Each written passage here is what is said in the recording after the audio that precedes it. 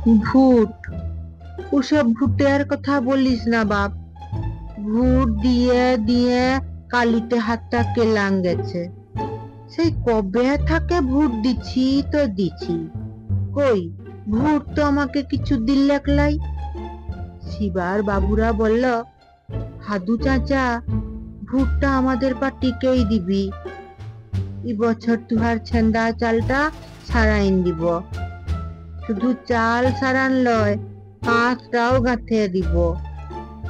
মনের আনন্দে ঘরে আসে বুড়িকে বললাম।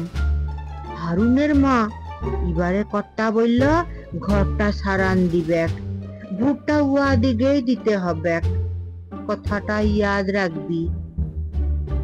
ভূত গেল, জিতে গেল, পাটির বাবুরা বড় ভুজও দিল। সুগন্ধি খানা আইলো, পাড়ার ছেলেরা আমাদিকেও দিল। ওই ছিটা ফোটা পাইলাম আর কি।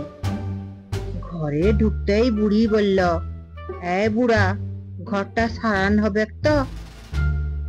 দেখুন, এই ওখানেই সারান হবে। ভাই হে, কত ঘান গেল এই কইরে। এই হাদু জলার ঘর যেমন ছিল তেমনি রইল। তাল পাতার বেড়াটা একটুকুন ঢিলা হয়েছে।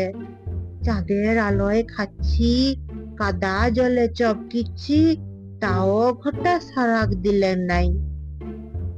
নাই দিলে মাথার উপর ক্ষুধা আছে, সব ঠিক হবে। বাবুদেরকে আরো আসতে হবে।